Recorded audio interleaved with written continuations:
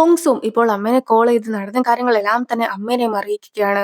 വൂചുവും ടീമും ഡെലിവറി ചെയ്യുവാനായിട്ടെല്ലാം തന്നെ കൊടുത്തിട്ടുണ്ടായിരുന്നെങ്കിൽ പോലും അതുമായി ബന്ധപ്പെട്ട ഒരാള് ഇപ്പോൾ കേസിലൊക്കെ പെട്ടിരിക്കുകയാണ്. സോ ഈ ഒരു ഡെലിവറി ഒക്കെ കൃത്യമായ ആളുകളിലേക്ക് എത്തിക്കുകയാണെങ്കിൽ വൂചുവിന് കൂടുതൽ പ്രശ്നം ഉണ്ടാകുന്നതായിരിക്കുമെന്നും മുത്തശ്ശി വൂചുവിനെ ജോലിയിൽ നിന്ന് പിരിച്ചുവിട്ടിട്ട് ആ ഒരു സ്ഥാനമൊക്കെ തനിക്ക് തരുമെന്നും പറഞ്ഞുകൊണ്ട് ഉങ്സു വളരെയധികം ഹാപ്പി ആയിരുന്നെങ്കിൽ പോലും എന്റെ ഹസ്ബൻഡിന് കമ്പനിയിലെ സിഇഒയുമായിട്ടുള്ള ബന്ധം കാരണമാണ് നമുക്ക് ഈ പ്രൊജക്ട് ഒക്കെ ലഭിച്ചിട്ടുണ്ടായിരുന്നത്.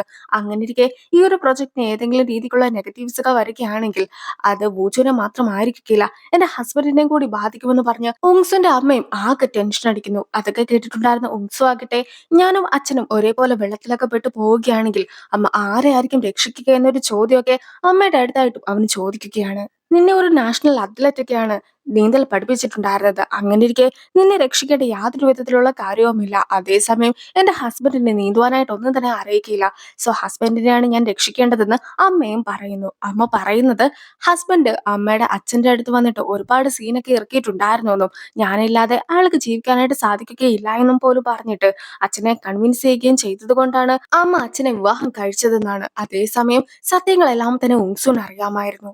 ശരിക്കും അമ്മയ്ക്കല്ലേ അച്ഛനെ ഇഷ്ടപ്പെട്ടിട്ടുണ്ടായിരുന്നത്. എന്നിട്ട് അമ്മയല്ലേ മുത്തശ്ശന്റെ അടുത്ത് അച്ഛനെ മാത്രമേ വിവാഹം കഴിക്കുകയുള്ളൂ എന്നൊക്കെ പറഞ്ഞ് ബഹളം വെച്ചത്. അങ്ങനെയൊക്കെയാണ് നിങ്ങളുടെ വിവാഹം നടന്നതെന്നുള്ള കാര്യം എല്ലാം തന്നെ എനിക്കറിയാം. പിന്നെ അമ്മയും എപ്പോഴും അച്ഛനെ ആശ്രയിച്ചിരിക്കുവാനായിട്ടൊന്നും പാടില്ല. അമ്മയ്ക്ക് പ്രായമാകുമ്പോഴത്തേക്കും ഞാൻ മാത്രമേ അമ്മയുടെ കൂടെ കാണുകയുള്ളൂ എന്നൊക്കെ ഓങ്സും പറയുകയാണ്. നിലവിൽ ഗിഫ്റ്റ് ഒക്കെ പാക്ക് ചെയ്ത് കൊണ്ടുപോയിട്ടുണ്ടായിരുന്ന ആൾക്കാരെ എല്ലാം തന്നെ ഇപ്പോൾ ചായയും കോണ്ടാക്ട് ചെയ്തിരിക്കുകയാണ്. അങ്ങനെ ഇരിക്കെ അവരോട് ഇപ്പോൾ നിൽക്കുന്നിടത്ത് തന്നെ നിൽക്കുവാനായിട്ടാണ് അവർ ആവശ്യപ്പെട്ടിട്ടുള്ളത്. സോ ഇപ്പോൾ വൂച്ചു നമുക്ക് എല്ലാവർക്കും ഉടനെ തന്നെ പോയിട്ട് ആ ഒരു ഡെലിവറി പാക്കേജിൽ നിന്നും കാർഡൊക്കെ നീക്കം ചെയ്യാമെന്ന് പറയുകയാണ്. ഇപ്പോൾ മെറിയും ഫ്രണ്ടും കൂടി അവിടെ എത്തി കഴിയുമ്പോഴത്തേക്കും അവർ മൂന്ന് ടീമായിട്ടൊക്കെ തിരിയുകയാണ്. വൂജുവും മെറിയും ഒന്നിച്ച് ഒരു ടീമിനെ നോക്കുവാനായിട്ട് പോകുന്നു. മറ്റൊരു ടീമിലാകട്ടെ മെറിയുടെ ഫ്രണ്ടും ഓയുമായിരുന്നു ഉണ്ടായിരുന്നത്. മൂന്നാമത്തെ ടീമില് ഹാനും ചായും ഉണ്ടായിരുന്നു. സോ ഇവരെല്ലാവരും കൂടി ചേർന്നിട്ട് ഡെലിവറി പാക്കേജ് ഒക്കെ ചെയ്യുവാനായിട്ട് പോയ ആൾക്കാരെ അന്വേഷിച്ച് പോവുകയാണ്. നിലവിൽ ഇപ്പോൾ ഫ്രണ്ടും ഒരു ടീമിനെ കോണ്ടാക്ട് ചെയ്ത് കഴിയുമ്പോഴത്തേക്കും അവർ ട്രാഫിക്കിലൊക്കെ പെട്ടുപോയിട്ടുണ്ടായിരുന്നത് കൊണ്ട് തന്നെ അധികം ദൂരം പോയിട്ടില്ല എന്ന കാര്യം മനസ്സിലാക്കിയിട്ട് അവരോട് എത്രയും വേഗം ഞങ്ങൾ അവിടെ എത്തുന്നതായിരിക്കുമെന്ന് ഫ്രണ്ടും അറിയിക്കുകയാണ്. ഹാനും ഇപ്പോൾ ബൈക്കുമായിട്ട് എത്തുന്നു. പോരാത്തതിന് അവർക്ക് പോകേണ്ട സ്ഥലത്തേക്കുള്ള ഒരു ഷോർട്ട് കട്ട് ഒക്കെ തനിക്ക് അറിയാമെന്ന് പറഞ്ഞുകൊണ്ട് ഇപ്പോൾ ചായനെ ബൈക്കിൽ കയറ്റിക്കൊണ്ട് അവനും പോവുകയാണ്. നിലവിൽ പാക്കേജ് ഒക്കെ കൊടുക്കുവാനായിട്ട് തുടങ്ങുന്ന ആ ഒരു സമയത്തായിരുന്നു അവരവിടെ എത്തിയിട്ടുണ്ടായിരുന്നത്. അതുകൊണ്ട് തന്നെ അവരും ബോക്സ് ഒക്കെ തുറന്നിട്ട് അതിന്റെ അകത്തുണ്ടായിരുന്ന കാർഡും എടുത്തു മാറ്റുന്നു. സോ അവർ ഹാപ്പി ആകുന്നുണ്ടെങ്കിൽ പോലും പിന്നീടാണ് ബോക്സിന്റെ വെളിയിലായിട്ട് ഒരു ക്ലോത്ത് ഒക്കെ ഉണ്ടെന്നുള്ള കാര്യം അവരും ഓർക്കുന്നത്. ആ ക്ലോത്ത് ഒരു പ്രത്യേക രീതിക്കായിരുന്നു കെട്ടിവെച്ചിട്ടുണ്ടായിരുന്നത്. അവർ എത്രയൊക്കെ ആലോചിച്ചു നോക്കിയിട്ടും അത് ഏത് രീതിക്കായിരുന്നു കെട്ടിയതെന്ന് മനസ്സിലാക്കുവാനായിട്ട് സാധിക്കുന്നില്ല. സോ ഇപ്പോൾ അവരും മെറീനെ വീഡിയോ കോൾ ചെയ്യുന്നു. മെറിയും എങ്ങനെയായിരുന്നു ക്ലോത്ത് ഒക്കെ വെച്ചിട്ട് ആ ഒരു ബോക്സ് ഒക്കെ കെട്ടി വെക്കേണ്ടതെന്ന് അവർക്കും കാണിച്ചു കൊടുക്കുകയാണ്. മെറി നിലവില് പാക്കേജ് ഒക്കെ കൊടുക്കേണ്ട ആളെ വെയിറ്റ് ചെയ്ത് നിൽക്കുകയാണ്. അതേസമയം നിലവിൽ അയാൾ മറ്റൊരിടത്ത് പാക്കേജ് കൊടുത്ത് കഴിഞ്ഞിട്ടുണ്ട്. സോ ആ ഒരു സ്ഥലമൊക്കെ അന്വേഷിച്ച് പോയിരിക്കുകയാണ് വൂജു. വൂജു അങ്ങനെ സ്ഥലത്തൊക്കെ എത്തി പാക്കേജ് എടുക്കുമ്പോഴത്തേക്കും തൊട്ടടുത്ത് നിന്നിട്ടുണ്ടായിരുന്ന ഒരു പട്ടി പെട്ടെന്ന് തന്നെ കുരയ്ക്കുന്നു. അവനും താനിത് മോഷ്ടിക്കുവാനായിട്ട് വന്നതല്ല എന്ന് പറഞ്ഞു പാക്കേജ് എടുത്തോടത്ത് തന്നെ വെക്കുവാനായിട്ട് ശ്രമിക്കുന്നുണ്ട്. അങ്ങനെ ഇരിക്കെ പട്ടിയും അവന്റെ നേർക്കായിട്ട് വരുമ്പോഴത്തേക്കും അവനും ഒരുപാട് പേടിച്ചു പോകുന്നു. പക്ഷെ അവിടെ എത്തിയിട്ടുണ്ടായിരുന്ന മെറിയും തന്റെ കയ്യിലുണ്ടായിരുന്ന സ്നാക്സ് ഒക്കെ പട്ടിക്ക് എറിഞ്ഞു കൊടുക്കുമ്പോഴത്തേക്കും പട്ടിയും അതൊക്കെ കഴിക്കുകയും വളരെ ഹാപ്പി ആയിട്ട് അവൾ പറയുന്നതെല്ലാം തന്നെ കേൾക്കുകയും ചെയ്യുന്നു. കുറച്ച് കഴിയുമ്പോഴത്തേക്കും ആ ഡോഗിന്റെ തന്നെ ഓണർ വന്നിട്ട് ഡോഗിനെ കൊണ്ടുപോകുന്നുമുണ്ട്. അവരും പിന്നീട് വന്ന കാര്യം എല്ലാം തന്നെ റെഡിയാക്കിയിട്ട് തിരികെ പോവുകയാണ്. എന്തായാലും മൂന്നായിട്ട് തിരിഞ്ഞിട്ടുണ്ടായിരുന്ന അവരുടെ ടീമും ആൾക്കാരിലേക്ക് ബോക്സ് ഒക്കെ എത്തുന്നതിന് മുമ്പായിട്ട് തന്നെ അതിൽ നിന്നും കാർഡ് നീക്കം ചെയ്തിട്ടുണ്ടായിരുന്നു. ഇപ്പോൾ എല്ലാവരും തന്നെ വീട്ടിലേക്ക് പോകുന്നുണ്ടെങ്കിൽ പോലും മെറിക്ക് വർക്കിന്റെ ആവശ്യമായിട്ട് തിരിച്ച് ഓഫീസിലേക്ക് പോകേണ്ടതായിട്ടുണ്ട് എന്ന് അവനെയും അറിയിക്കുകയാണ്. ഈ ഒരു സമയത്തെല്ലാം തന്നെ മെറിക്ക് എക്സിന്റെ അടുത്തുനിന്നും കോൾ വരുന്നുണ്ടെങ്കിൽ പോലും അവളും കോൾ എടുക്കുന്നില്ല. മെറി ഫോൺ എടുക്കാത്തത് കൊണ്ട് തന്നെ ആകെ നിരാശയിലായിരുന്നു എക്സ് നിന്നിട്ടുണ്ടായിരുന്നത്. അങ്ങനെ ഇരിക്കെയാണ് അവിടേക്ക് എക്സിന്റെ അനിയത്തി കൂടി എത്തുന്നത്.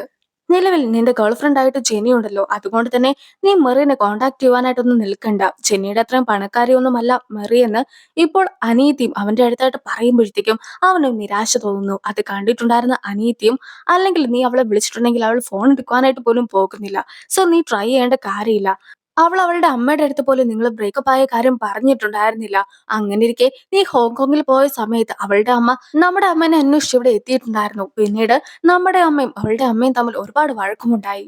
സോ അവളും നിന്നെ ഒരു രീതിക്ക് കോൺടാക്ട് ചെയ്യുവാൻ ശ്രമിക്കുകയില്ല എന്നും അവൾ നിന്റെ അടുത്ത് ദേഷ്യത്തിലായിരിക്കുമെന്നും എല്ലാം തന്നെ അനീതി പറയുമ്പോഴത്തേക്കും ഇനിയെങ്ങാനും മെറി എന്നെ കോൺടാക്ട് ചെയ്യാതിരിക്കുകയാണെങ്കിൽ അതിനുള്ള കാരണക്കാരെല്ലാം തന്നെ നീയും നിന്റെ അമ്മയും ആയിരിക്കുമെന്ന് പറഞ്ഞ് അവരുടെ അടുത്ത് ഒരുപാട് ദേഷ്യപ്പെട്ടിട്ട് എക്സും അവിടെ നിന്ന് പോകുവാനായിട്ട് ശ്രമിക്കുന്നു. ഈ ഒരു സമയത്ത് മെറി അവന്റെ കോൾസ് ഒന്നും തന്നെ എടുക്കാത്തത് കൊണ്ട് അവളുടെ കൂടെ വർക്ക് ചെയ്യുന്ന ആ ഒരു ഫ്രണ്ടിനെയും ഇപ്പോൾ എക്സ് കോൾ ചെയ്ത് നോക്കുകയാണ്. അവനും മെറിയും തമ്മിൽ ചെറിയ രീതിക്കുള്ള ഒരു വഴക്കൊക്കെ ഉണ്ടായത് കൊണ്ട് തന്നെ ഇപ്പോൾ അവൾ എവിടെയാണെന്ന് തനിക്ക് അറിയുകയില്ല എന്ന് എക്സ് പറയുമ്പോഴത്തേക്കും അതെല്ലാം തന്നെ വിശ്വസിച്ചിട്ടുണ്ടായിരുന്ന ഫ്രണ്ടും ഇപ്പോൾ മെറി ഓഫീസിലായിരിക്കും ഉണ്ടായിരിക്കുക എന്നും വർക്കിന്റെ കാര്യവുമായി ബന്ധപ്പെട്ട് ഒരു പ്രശ്നമൊക്കെ ഉണ്ടായത് കൊണ്ട് തന്നെ ഇപ്പോൾ ആ ഒരു കമ്പനിയുടെ ടീം ലീഡുമായിട്ടായിരുന്നു അവൾ ഉണ്ടായിരുന്നതെന്നും എല്ലാം തന്നെ ഫ്രണ്ടും അറിയിക്കുകയാണ്. മെറിയും ചെയ്യുവാനായിട്ട് ഉദ്ദേശിച്ച കാര്യമെല്ലാം തന്നെ ചെയ്ത് തീർക്കുമ്പോഴത്തേക്കും വൂജോവും മെറിയും കൂടി അവളുടെ എക്സിനെ കുറിച്ചും സംസാരിക്കുകയാണ്. അങ്ങനെ ഇരിക്കെ നീ എന്തിനാണ് ഇത്രയേറെ ടെൻഷൻ അടിക്കുന്നത്? നിന്റെ എക്സ് ഈ ഒരു കാര്യത്തിൽ ഒന്നും തന്നെ ചെയ്തിട്ടില്ല. അതായത് നീ ആയിരുന്നു നറുക്കെടുപ്പിൽ പേര് കൊടുത്തിട്ടുണ്ടായിരുന്നത്. അങ്ങനെ ഇരിക്കെ നീ നറുക്കെടുപ്പിൽ വിജയിച്ചു. നമ്മളാകട്ടെ ആ സമ്മാനവും മേടിച്ചു. അത്രേ ഉള്ളൂ. ഞാനും നിന്റെ ഒപ്പം തന്നെ നിൽക്കുന്നതായിരിക്കും. അവനെ ഇതിൽ ഒന്നും തന്നെ ഉൾപ്പെടുത്തേണ്ട യാതൊരു വിധത്തിലുള്ള കാര്യവും ഇല്ല എന്ന് പറഞ്ഞുകൊണ്ട് മെറിനെ സമാധാനിപ്പിക്കുവാനായിട്ട് വൂജ ശ്രമിക്കുമ്പോഴത്തേക്കും മെറിക്കും ഒരുപാട് സന്തോഷം തോന്നി അവനെ ഹഗ് ചെയ്യുകയാണ്. ഇത്രയും നേരം താൻ ഒരുപാട് നെർവസ് ആയിരുന്നുവെന്നും പക്ഷെ ഇപ്പോഴാണ് ആ ഒരു നെർവസ്നെസ് എല്ലാം തന്നെ മാറിയിട്ടുണ്ടായിരുന്നതെന്നും എല്ലാം തന്നെ അവളും അറിയിക്കുന്നു. നിലവിൽ നടന്നതെല്ലാം തന്നെ നടന്നു കഴിഞ്ഞു. അങ്ങനെ ഇരിക്കെ ബാക്കിയുള്ള കാര്യങ്ങൾ നമ്മൾ ഒന്നിച്ച് നേരിടുമെന്ന് പറഞ്ഞുകൊണ്ട് മെറിയും നിൽക്കുന്നു. ഇപ്പോൾ മെറിയുടെ എക്സും അവളെ കാണുവാനായിട്ട് ഓഫീസിന്റെ പാർക്കിംഗ് ഏരിയയിൽ എത്തി കഴിയുമ്പോഴത്തേക്കും അവിടെ വന്നിട്ടുണ്ടായിരുന്ന മെറി പൂച്ചന്റെ കൂടെ വണ്ടിയിലൊക്കെ കയറി പോകുന്ന ഒരു കാഴ്ച അവനും കാണിക്കുകയാണ്. സോ അവനും ഇവരെ ഫോളോ ചെയ്ത് പോകുന്നു. നിലവിൽ അപ്പാർട്ട്മെന്റിലേക്കായിരുന്നു വൂച്ചുവും മെറിയും കൂടി പോയിട്ടുണ്ടായിരുന്നത്. അങ്ങനെ ഇരിക്കെ അവരെ ഫോളോ ചെയ്ത് വന്നിട്ടുണ്ടായിരുന്ന എക്സിനെ സെക്യൂരിറ്റി അകത്തേക്ക് കടത്തി വിടുന്നില്ല. സോ ഇപ്പോൾ എക്സും സെക്യൂരിറ്റിയുടെ അടുത്ത് താനൊരു വീട്ടുകാരെ കാണുവാനായിട്ട് വന്നതാണെന്ന് പറഞ്ഞതിന് ശേഷം നേരത്തെ ചെന്നിയുടെ ആന്റിയൊക്കെ അവിടെയാണല്ലോ താമസിച്ചിട്ടുണ്ടായിരുന്നത്. അങ്ങനെ ഇരിക്കെ ആ ഒരു വീട്ട് നമ്പറൊക്കെ പറഞ്ഞ് ഇവരുടെ പിന്നാലെ ഫോളോ ചെയ്ത് അകത്തേക്ക് വരുന്നു.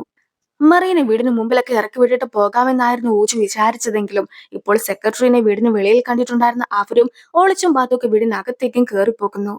കുറെ നേരമായിട്ടും സെക്രട്ടറി വീടിന് വെളിയിൽ തന്നെയായിരുന്നു നിന്നിട്ടുണ്ടായിരുന്നത്. സോ സെക്രട്ടറിയുടെ കാണിക്കല് ഈ ഒരു രാത്രി സമയത്ത് ഊച്ചിന് പോകാനായിട്ട് സാധിക്കുകയില്ലല്ലോ. സോ അവൻ കുറച്ചു നേരം കൂടി ആ ഒരു വീട്ടിൽ നിൽക്കാമെന്ന് തീരുമാനിക്കുന്നു. അങ്ങനെ ഇരിക്കെ വീട്ടിൽ എന്തെങ്കിലും സഹായമൊക്കെ താൻ ചെയ്തു തരണമെങ്കിൽ ചെയ്യുവാനായിട്ട് തയ്യാറാണെന്ന് പറഞ്ഞ് അവൻ നിൽക്കുമ്പോഴത്തേക്കും അവളും എന്തൊക്കെ കാര്യങ്ങളായിരുന്നു ചെയ്യുവാനായിട്ടുള്ളതെന്നെല്ലാം തന്നെ ആലോചിച്ച് അതിനെക്കുറിച്ചും അവനോട് പറഞ്ഞു കൊടുക്കുകയാണ്. സോ ഇപ്പോൾ അവർ ഒന്നിച്ച് ബാത്റൂമിലെ കർട്ടൻ ഒക്കെ വെക്കുന്നു. ഈ ഒരു സമയത്ത് അവർ സംസാരിച്ച് നിൽക്കുമ്പോഴത്തേക്കും പൂജന്റെ കൈ അറിയാതെ അവിടെ ഉണ്ടായിരുന്ന ടാപ്പിലൊക്കെ തട്ടുകയും ടാപ്പിൽ നിന്നും വെള്ളം നേരെ അവന്റെ മേത്തേക്കായിട്ട് വീഴുകയും ചെയ്യുന്നു. ഇപ്പോൾ ആകെ നനഞ്ഞിട്ടുണ്ടായിരുന്ന അവന്റെ അടുത്തായിട്ട് അവന്റെ മുടിയൊക്കെ ഉണക്കുന്ന നേരം കൊണ്ട് അവളും അവന്റെ ഡ്രസ്സ് ഉണക്കി കൊടുക്കാമെന്നൊക്കെ അവനോടും പറയുകയാണ്. മെറി നാളെ ഫ്രീ ആണെന്ന് മനസ്സിലാക്കിയിട്ടുണ്ടായിരുന്ന അവനും എന്നാൽ നമുക്ക് രണ്ടുപേർക്കും കൂടി ഒന്നിച്ച് ലഞ്ചിന് പോയാലോ എന്നൊക്കെ അവളുടെ അടുത്ത് ചോദിക്കുമ്പോഴത്തേക്കും അവളും അത് സമ്മതിക്കുകയാണ്. ഇനി മെറിയുടെ എക്സും മെറി എവിടേക്കായിരുന്നു പോയിട്ടുണ്ടായിരുന്നെന്നൊക്കെ അന്വേഷിച്ചു വരുന്നു. അങ്ങനെ ഇരിക്കെ വൂജുന്റെ വണ്ടി കണ്ടിട്ടുണ്ടായിരുന്ന അവനും ഇപ്പോൾ വൂജു ഒരു വീട്ടിൽ നിന്നും ഇറങ്ങി വരുന്ന കാഴ്ചയൊക്കെ കണ്ടതിന് ശേഷം നേരത്തെ താൻ കണ്ടിട്ടുണ്ടായിരുന്നത് ഇവനെയും മെറീനെയും ആണെന്നുള്ള കാര്യം എല്ലാം തന്നെ ഉറപ്പിക്കുകയാണ്. മെറി താമസിക്കുന്നത് ഈ വീട്ടിലായിരിക്കുമോ എന്നും എന്തുകൊണ്ടാണ് അവൻ അവിടെ വന്നതെന്നും എല്ലാം തന്നെ ഇപ്പോൾ എക്സും ഓർക്കുന്നു.